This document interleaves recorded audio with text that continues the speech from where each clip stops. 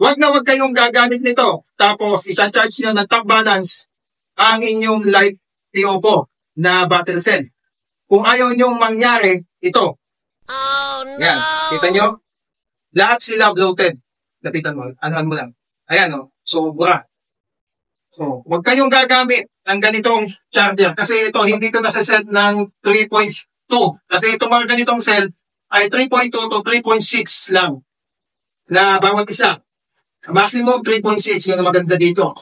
Tapos itatapalan siya, paparallel nyo. Tapos, iiwanan ninyo nang hindi nyo check every 2 hours, gano'n. Iwanan nyo lang araw. Ganito ang mangyayari sa inyo. I-check natin kung ilang ano ito. Tingnan natin. Ito nga pala, nabili ko lang sa Shopee. Ito yung tinatawag na nauso ngayon na automatic. Meron nito sa TikTok eh. Dito ko lang sa TikTok nakita to. Pero nabili ko sa Lazada yata o Shopee. Yan o, nakita nyo. Ito. Pakita ko sa inyo. Automatic, itong itim kasi, positive. At ito, negative. Positive. Ito negative. Ito, positive. No. So, 3.45. Itong pangalawa,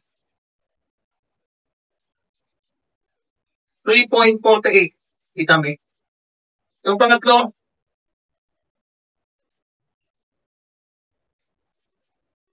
3.48. Yung dalawa, nag-balance.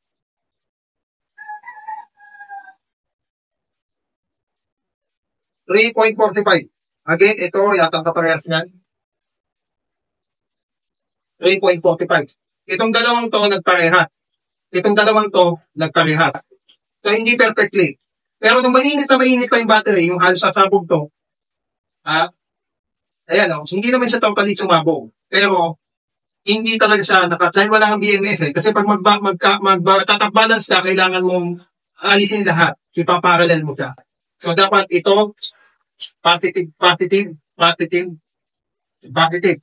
So, nakaganan yan. Kaya lang, nung pagdating natin, nakaganan na siya. Oh, no! Tapos, tinanggal na rin natin yung mga busback. Ganito po ang nangyari. Ayan po. Kasi hindi po natin siya na-check. So, kasi nga, bukod doon, ang ibinibigay po kasi nito is 5 point something. Hindi po natin siya nasa-set ng 3.2 or 3.6 na voltahe. Para yun yung i-charge niya. Ang bibili nyo dapat yung ganito. So, nakabili na po tayo ng ganyan.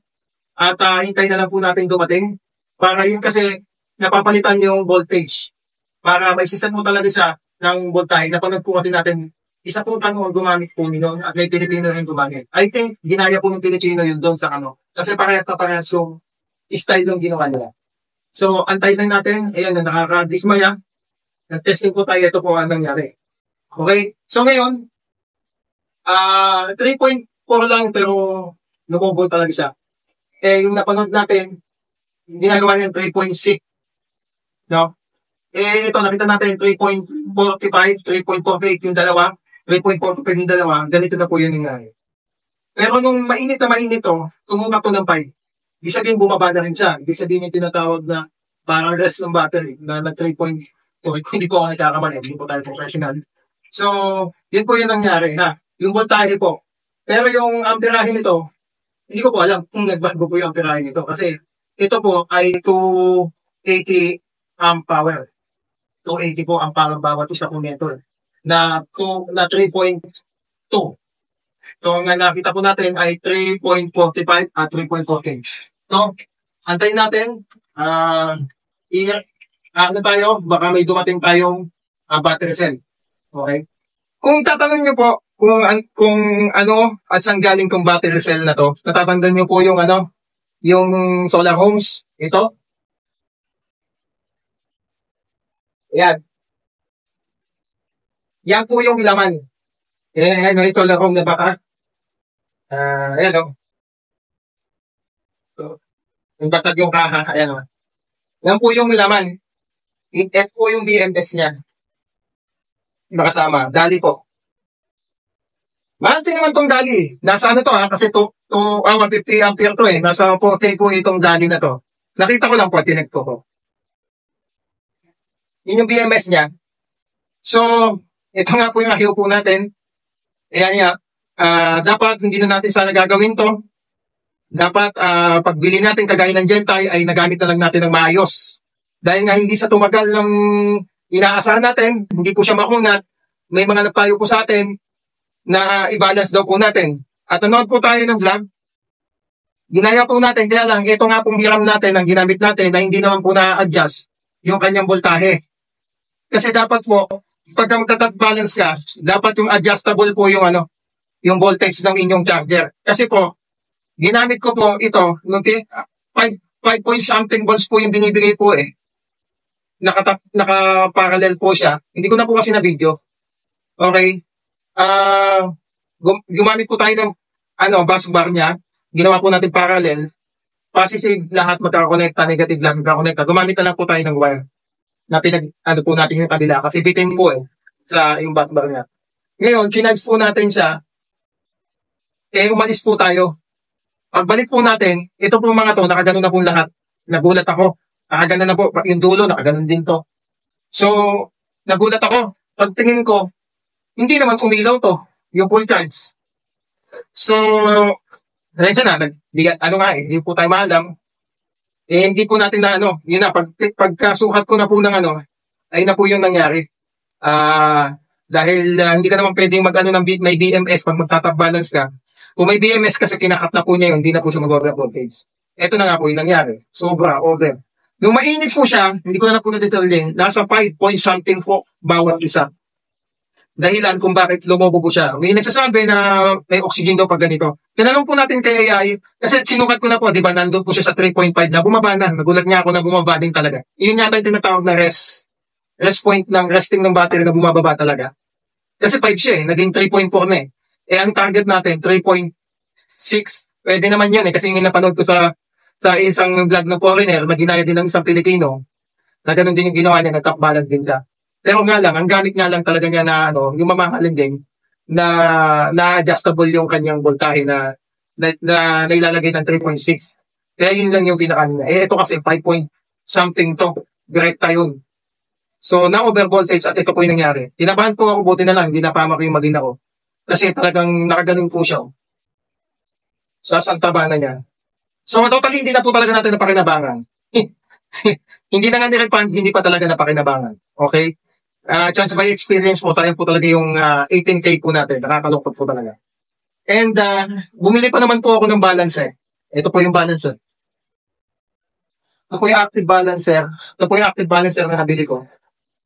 Ito po siya. Ayan. Tapos, naka-ready na nga po. Nilagyan ko na nga po ng sasalpa ko na lang. Nilagyan ko na po eh. Pag-uwi ko nga po, kinuha ko lang to sa na nag-sponsor po sa atin. Sponsor lang po. Maraming salamat. Ayaw ko niya magpasabi ng pangalan. Ayun nga po. Pagdating ko na lang, nagulat na lang po ako na lobo, na po nangyari. So, dapat kasi talaga, tamang rin yung ginagamit po natin. Kaya, yun nga po, may darating po naka-order na rin po, in-sponsor din po sa atin. Yung maraming salamat tayo na lang di po pagkabi yung pangalan. In-sponsor din po yung charger na yun. At, nag-sponsor na rin po siya ng kapalit. Yung binili po ay EVE. Ngayon po yung darating mamaya po. Kaya pag dumating po, papakita ko po sa inyo. Pero hanggat wala po yung charger na ito sinasabi ko, yan, hindi po natin siya itatap-balance. Hindi po. Ayaw ko na po kasing nangyari dahil dito. Chinek ko po ito, nasa 600 po pala ito. Ito, hiram ko lang din naman po ito. So, wag po kayong gagamit, lalo't hindi nyo babantayan maya. Kasi ganito po mangyayari. Wala na po ito. Although, nag 3.4 siya, tinanong po ko kay AI yan, meron ako napanood na vlog na ginagamit pa rin nila kahit low 10. Yung iba, pinipisa pa nga nila eh. Pinipress nila. Pero, kasi kung titingnan mo, 3.4 eh. Pero sabi ni AI, delikado na daw. Kaya wag na daw gamitin. Kaya in other words, tapo na po ito. Wala na pong mayayari. At ang pagdidispose din po nito ay hindi basta-basta. Na dapat proper din dahil baterya natin. Okay, mamaya na lang. Hintayin natin dumating yung EVE na in-sponsor po sa atin. Okay? So again, wag kayong gagamit ng basta-bastang charger. Gagamit kayo ng charger kapag magta-top balance kayo, yung nababago po yung voltage. Yung nasa-set po yung voltage. At siguro, dapat chinecheck din talaga. Kahit mga 4 na oras o 2 oras para sigurado. No? Hanggat para namomonitor nyo talaga kung ilang voltahe. Pasensya na kayo, maguliran ako. Okay, hanggang dito na lang po muna. Abangan nyo lang po yung susunod na Failed po tayo. Mga Lodi, failed po tayo. Tayo hindi naman po talaga marunong. Tayo po ano lang, ginawa lang po natin yun at nagkamali pa tayo. Judge by experience po, okay? Abangan niyo susunod pag dumating po yung sponsor po sa ating e-battery cell, okay?